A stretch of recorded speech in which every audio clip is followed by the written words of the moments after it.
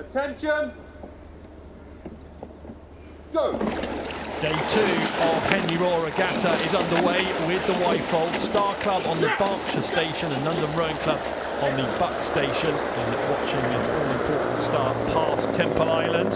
And I'm having a watch of the boat on the Berkshire station, just drifting in a little bit, and we'll be keeping an eye on that steering. It's so difficult, isn't it? Especially for relatively inexperienced crews who perhaps haven't navigated this stretch of water more than a few times. Yeah, as an athlete, when you first get off the blocks, you're almost going by instinct. You're going really focusing in on those first few strokes, and so it can be you can get sucked in by that bank, and right off the stop there on the barks, it does go out. That's where the buoys are before they turn into the booms, but it looks like they got themselves well in line. And about now is when the athletes are going to think about shifting their rate down from that high rate of striking off the start into their middle rate.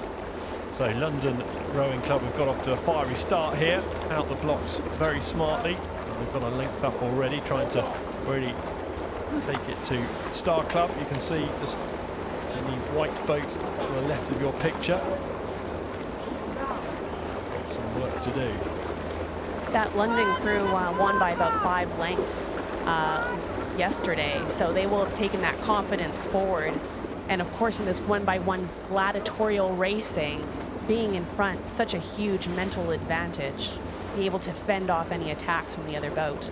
And actually becomes more of an advantage as the week progresses, because you can knock the stroke rate right down, you can just conserve energy, and as we say there, 5-length win on the Buck station. So London have got the advantage of having raced on the same station as they are today, and they could drop the rate right off and save energy because it was all very comfortable for them, and that makes a huge difference, doesn't it, when you've got a bit more juice in the legs the next day. Yes, absolutely. And while even when you're bringing your rate down, is say you're in a comfortable position where you're able to fend off any attacks, these athletes will still be going through their race plan in their mind, thinking about what they're going to be thinking about at certain points, so that the next race they're ready to just apply a little bit of juice. And as we see here, London just being warned on their steering back onto their side of the station. Star Club, as you can see there in the red and white, work to do. Love that cry from Star Club to the rest of his crew. Time to go. No second place. Yeah, Samuel Gale in the stroke seat for Star Club, you can see there. And you've got Joshua Tyrrell in the 3 seat, Alex Totty in the 2 seat. And in the bow seat there, with the reversed baseball cap, Oliver Sharp. Temple Island in the background where it all happens. If you do come down to Henley Royal Regatta, make sure you get a chance to wander down the towpath. It's a bit of a walk, 2,112 metres to be precise, but you can go to the start line because it's just a very special atmosphere down there around Temple Island. You can really get a sense of the anxiety, the nerves, what's at stake. It's well worth going down to the start.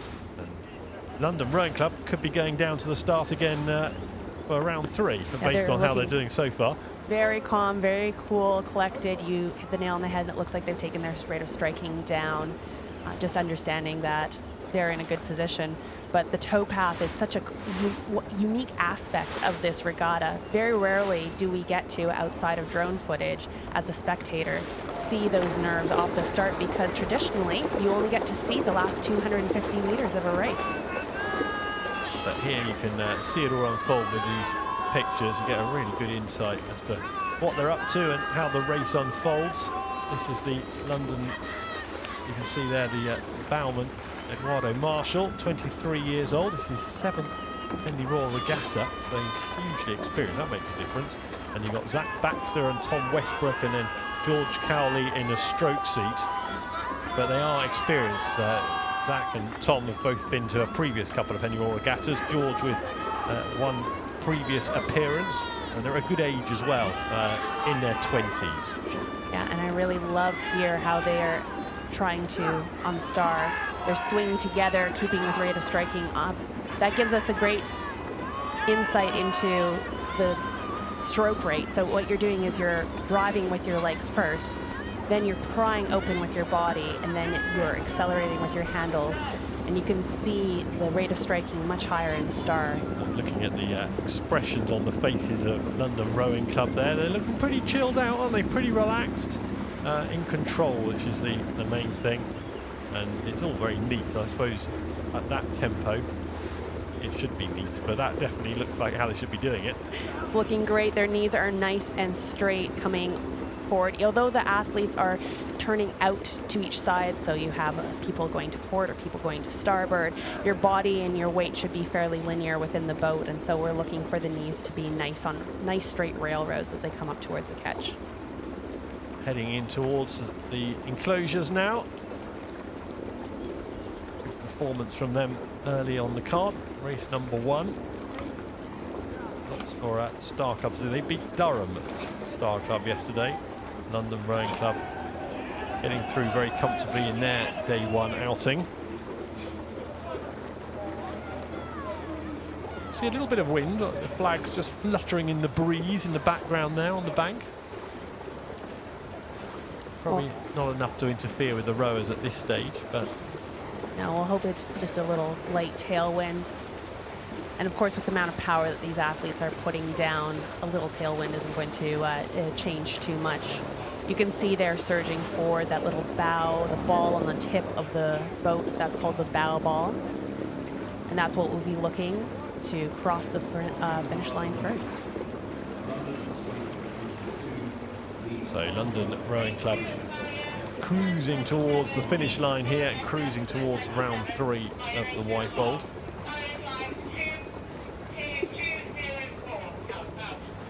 Pretty straightforward race for the umpires as well, isn't it? Not much going on there. They haven't had to get involved at all.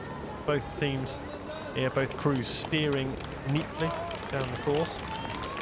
And to applause here, this is where you get the benefit of the steward's enclosure.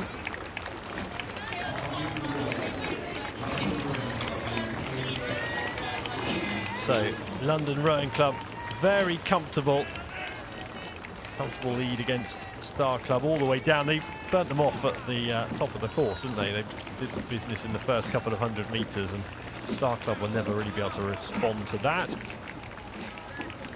So over the finish line come London Rowing Club, the Wyfold Challenge Cup.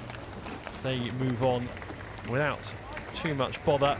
Star Club, that will be the end of their competition.